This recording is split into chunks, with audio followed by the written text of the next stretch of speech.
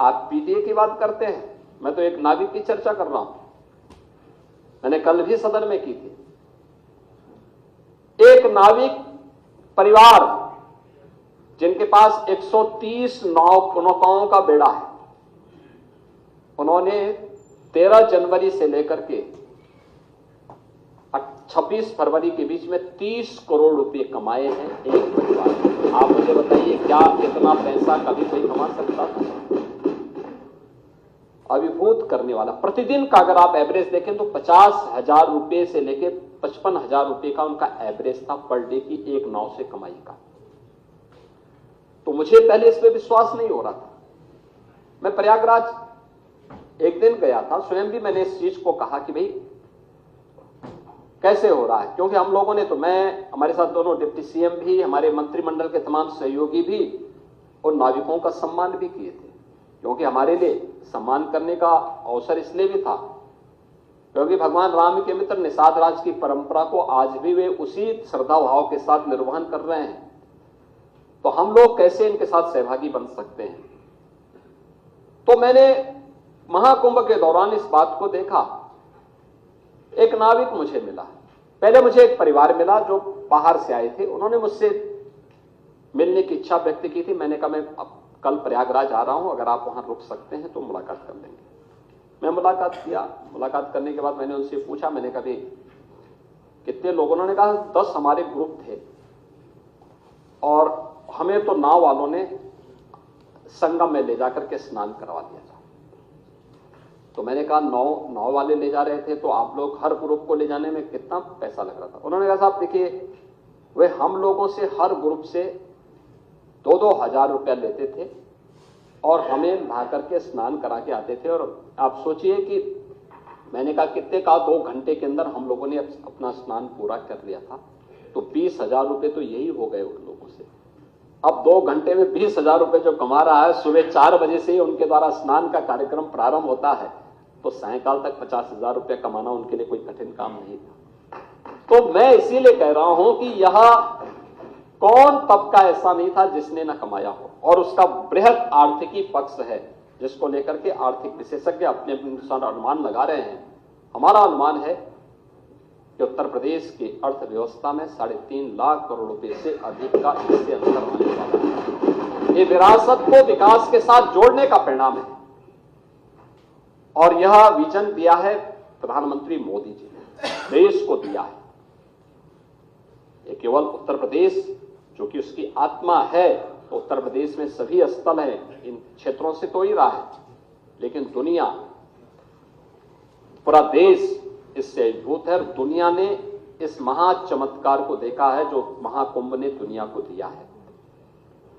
लेकिन मैं समाजवादी पार्टी से जुड़े हुए मित्रों से कहना चाहता हूं, भारत की विरासत पर आप गौरव की अनुभूति नहीं करते? कम से कम जिनके नाम पे आप राजनीति करते हैं उनके विचारों को ही मान लेते। डॉक्टर राम मनोहर लोहिया ने इस बात को कहा था कि भारत की एकात्मता के 3 आधार हैं, श्री राम, श्री कृष्ण और शिव शंकर, भगवान शिव। जब तक भारत की जनता इन 3 देव महापुरुषों के प्रति श्रद्धा का भाव रखेगी, तब तक भारत को भारत बने रहने से कोई रोक नहीं सकता। दुनिया की ताकत भारत का बाल माता है। डॉक्टर राम मनोहर लोहिया प्रखर समाजवादी थे। वे हमारी विचारधारा से जुड़े हुए नहीं थे, हां कांग्रेस के विरोधी थे, अपने मुद्दों पर लड़ते थे। आज समाजवादी पार्टी डॉक्टर लोहिया के विचारों से कितनी दूर भाग चुकी है। आज राम को, कृष्ण को, शिव की परंपरा को, भारत की विरासत को कोसना ये समाजवादी पार्टी का मानो जीवन का उद्देश्य हो गया। और दुर्भाग्य है कि इन्होंने आदर्श किसको माना है? यानी औरंगजेब को। औरंगजेब को अब ये लोग अपना आदर्श मान रहे हैं। औरंगजेब का पिता शाहजहां अपनी जीवनी में लिखता है, अपनी आत्मकथा में लिखता है कि खुदा करे कि ऐसा कमबख्त किसी को पैदा न हो। उसने आगरा के किले में अपने बाप को कैद करके रखा, एक एक बूंद पानी के लिए तरसाया।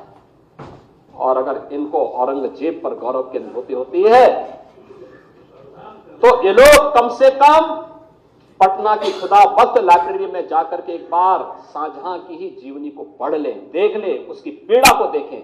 हां, जिनका आचरण औरंगजेब जैसा है वे लोग तो औरंगजेब पर गौरव की अनुभूति करें, लेकिन भारत को कम से कम इस पर न करें। और समाजवादी पार्टी को इसका जवाब देना चाहिए। भारत की आस्था पर प्रहार करने वाला दुर्दांत,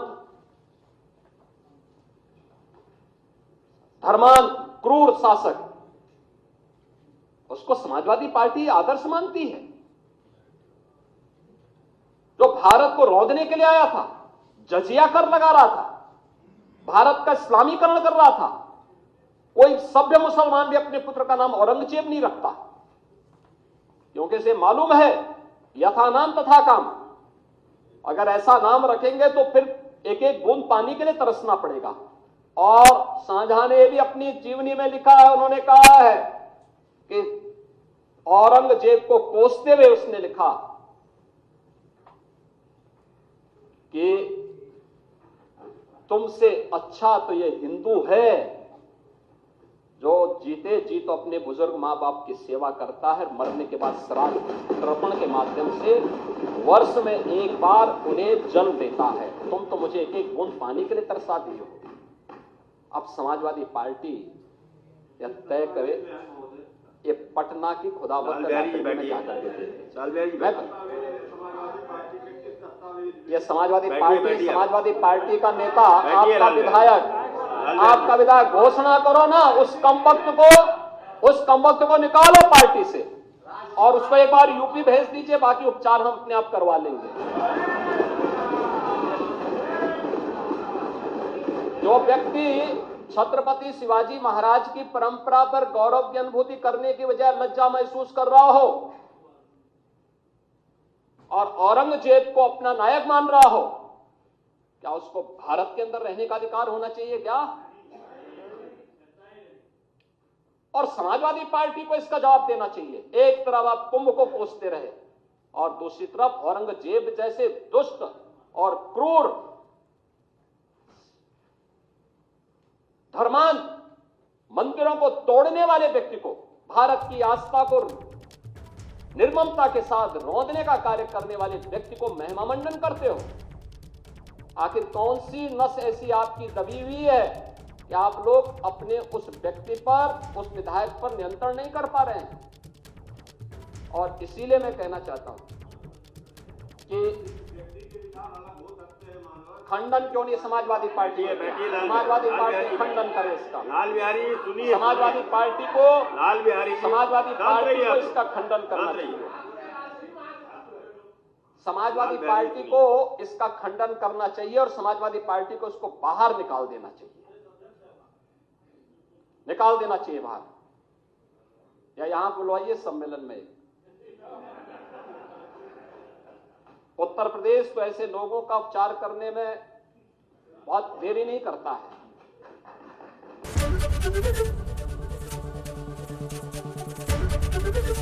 एबीपी गंगा, खबर आपकी, जुबान आपकी।